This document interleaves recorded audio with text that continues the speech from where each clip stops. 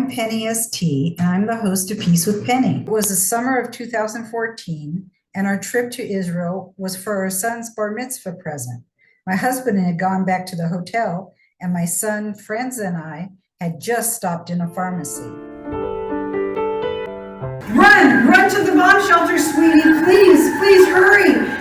I didn't hear the sirens at first, but the Israelis did. They're used to hearing these things. We ran to the back of the storeroom. It was a 12-foot by 24-foot windowless bomb shelter. My heart's pounding. Boom! Boom! I hear it and feel the percussion of the exploding bombs. I'm trying not to get sick. I look at my 13-year-old son and I think I'll never forgive myself if something happens to him. It's an excerpt from a speech I gave to the Orange County Jewish Bar Association. It was the first, but not the last time we had to run to a bomb shelter. Our adventure and my transformation is also the subject of my book, Blasted from Complacency, A Journey from Terror to Transformation in Israel. The impact of the war made me want to work on peace of all types, and especially between Israelis and Palestinians. I know that the parents on both sides want their children to play safely in their backyards. The greatest disservice the media has done is to convince the world that there never will be peace in the Middle East. Yet there are pockets of peace even today during war. At Peace with Penny, we have a packed library of interviews of peace organizations whose members are often both Israeli and Palestinian who work together on peace, some for decades. The ways of working on peace are varied and include science, medicine, interfaith, transportation, sports, art, music, environmental conservation, and many more. Is it harder during war? Of course, and many of these peace organizations believe working together now is even more important than ever. Besides working with peace organizations at Peace with Penny, I also write for the Times of Israel blogs, and I'm a speaker and educator. This is our Peace with Penny memorial video for 2025, honoring those lost, their families and friends, and the heroes on September 11, 2001. It's hard to believe it's already been 24 years since that horrific morning when so many lives were lost, and I believe the entire world changed. This year, I was honored to be able to visit the 9/11 memorial in person. Standing in the shadows of the footprint of the World Trade Center in New York was a combination of remembering the past and pride in the present. America the Beautiful is here to stay. The visit to the memorial showed the darkness of destruction, but also the light of renewal and the resilience that New Yorkers have shown as they build anew. First, I'd like to say I'm proud to be an American Jewish woman, and God bless and protect the United States and Israel.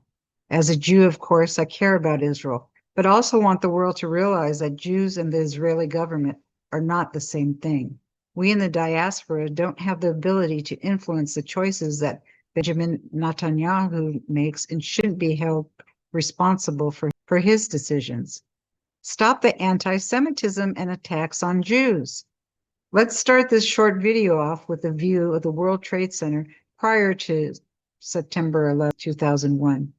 The gleaming twin towers were 110 floors high, reaching up towards the heavens. It felt foreboding as we walked past St. Paul's Chapel graveyard. It is just one block east of the World Trade Center on Broadway between Fulton and Vesey Streets. It was established in 1766, making it Manhattan's oldest surviving church building. The graveyard surrounds the chapel and contains 18th and 19th century gravestones, including veterans of the Revolutionary War and early New York leaders. Interestingly, it played a role after 9/11. Miraculously unscathed despite being so close to ground zero, it became a sanctuary for first responders, offering rest, food, and spiritual support. Its iron fence was covered with tributes, photos, and messages of hope from around the world. And then the morning of 9/11 began, and the world would never be the same, as American Airlines Flight 11 crashed into the North Tower of the World Trade Center. Next, United Airlines Flight 175 crashed into the South Tower of the World Trade Center. The third terrorist attack to hit its target was American Airlines Flight 77 that struck the Pentagon. Finally, United Airlines Flight 93, which had targeted either the U.S. Capitol or the White House, crashed in a field near Shanksville, Pennsylvania, after the brave passengers had heard of the previous terror attacks and prevented the terrorists from reaching their goal.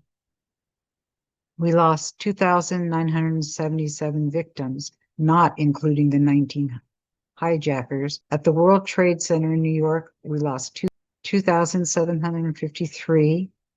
At the Pentagon in Virginia, we lost 184. And on Flight 93 that heroically crashed in Shanksville, Pennsylvania, we lost 40. May they rest in peace and their memories be a blessing. The next pictures are of some of the destruction that was left at the site.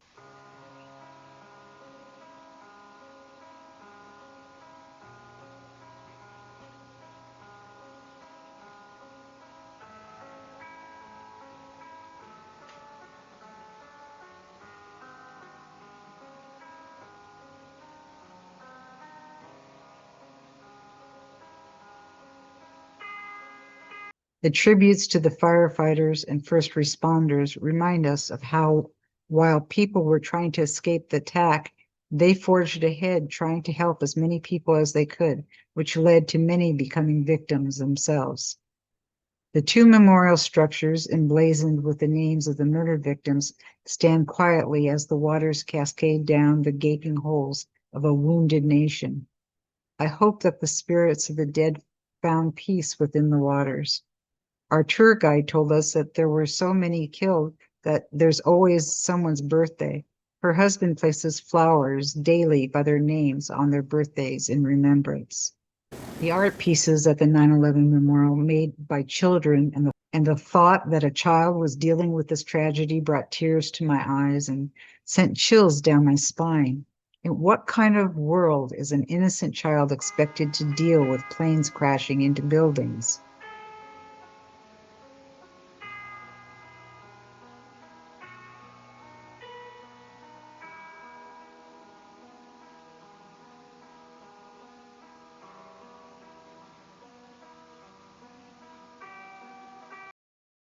And finally, we can give thanks that today much of the World Trade Center has been rebuilt.